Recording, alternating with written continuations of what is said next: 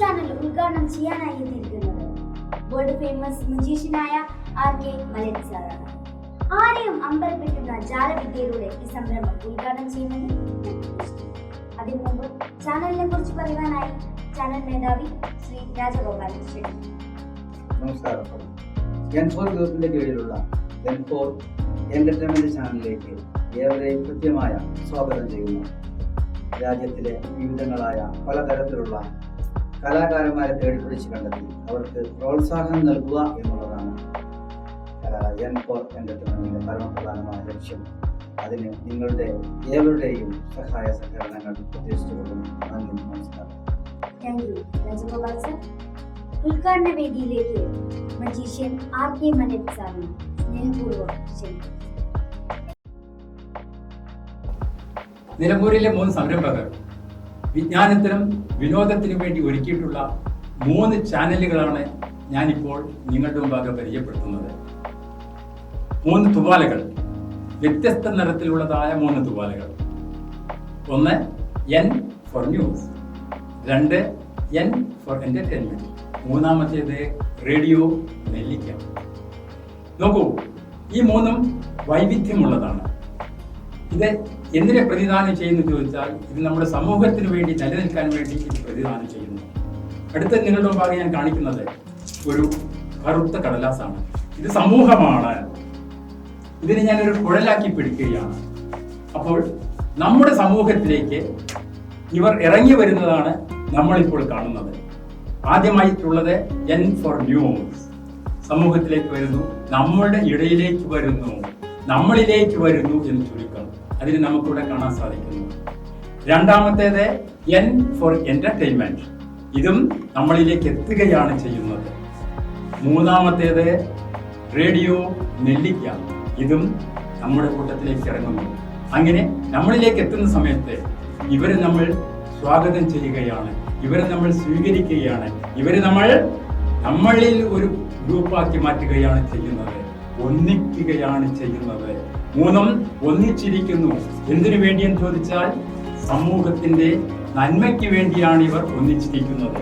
ഈ ഒന്നിച്ചിരിക്കുന്ന ഈ ചാനലുകളെ നമുക്ക് നോക്കാം. ചുവപ്പും മഞ്ഞയും പച്ചയും, N ഫോർ ന്യൂസും N ഫോർ എന്റർടൈൻമെന്റും കൂടാതെ റേഡിയോ നെല്ലിക്കയും. ഇവരെല്ലാവരും നമ്മുടെ നന്മയിലാക്കിക്കൊണ്ടാണ് പ്രവർത്തിക്കുന്നത്. അതുകൊണ്ട് തന്നെ ഏച്ചു കെട്ടിയാൽ മുഴച്ചിരിക്കും എന്നുള്ള രീതിയിൽ നിൽക്കാൻ ഇവർക്ക് സാധ്യമല്ല. ഇവർ ഒന്നാണ്.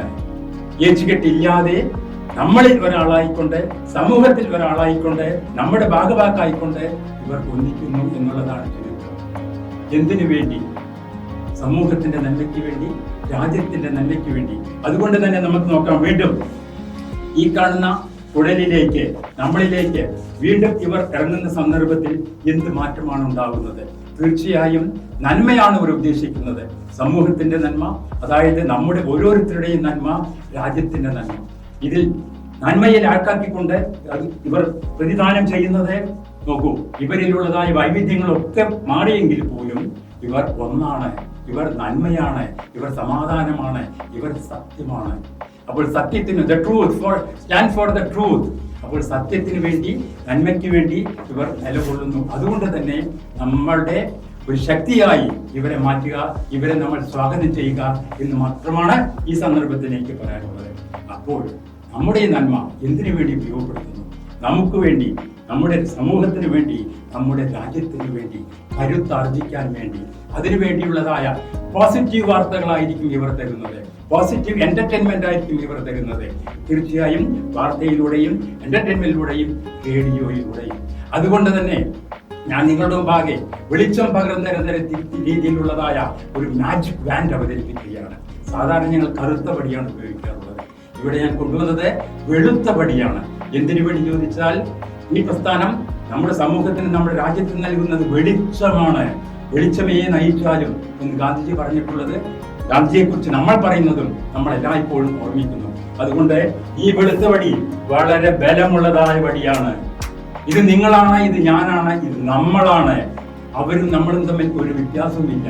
അതുകൊണ്ട് തന്നെ N ഫോർ ന്യൂസും എൻ ഫോർ എന്റർടൈൻമെന്റും റേഡിയോ നെല്ലിക്കയും സമൂഹത്തിന് വേണ്ടി രാജ്യത്തിന് വേണ്ടി നിലനിൽക്കുന്നു എന്ന് ചുരുക്കം. എല്ലാവിധ ആശംസകളും നേരുന്നു.